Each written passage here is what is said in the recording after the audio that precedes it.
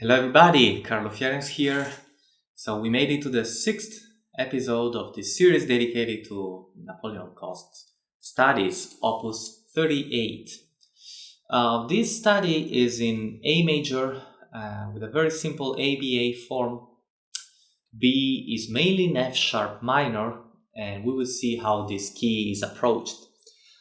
One of the first interesting things about the A section, harmonically speaking, is that where you have the very first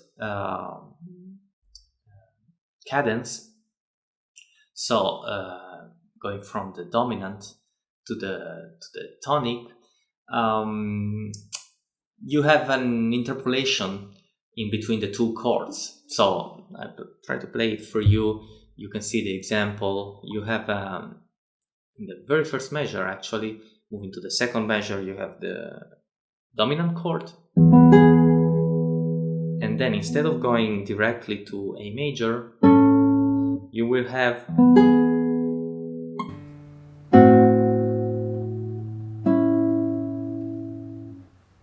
okay, this is just an interpolation, just an appoggiatura, if you want.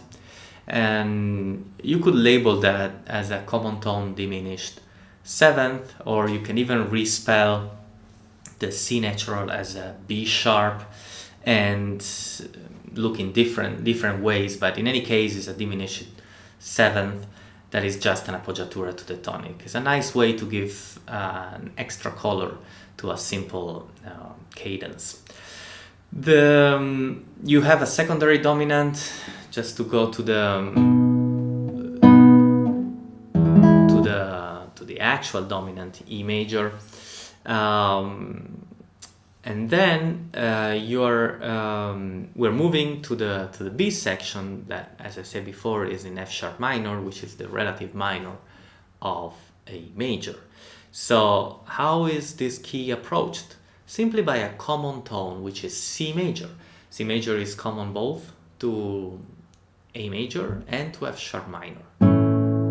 This is C major, so you have C major both in A major. I mean, you have the C sharp, that's what I want to say. I'm sorry, C sharp, both in A major and in F sharp minor, right? So when you first hear the single note, it could go anywhere, but then immediately you have a dominant chord that tells you we're going to F sharp minor. Okay, so then after these few measures in F sharp minor, we will move again to E major, and so we understand that we're retransitioning to the A section, to A major. When you first hear the authentic cadence on E major, you have this chord embellished by a Napolitan chord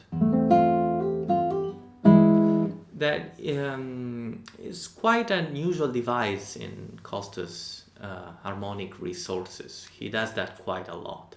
After that, you have a sort of cadenza which uses pretty much every kind of device you can think of when you think of expanding one single chord.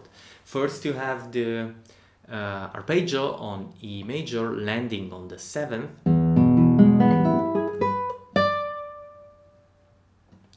Then you have a descending scale, and then an ascending scale on the pedal, etc. And then you also have an ascending scale by thirds,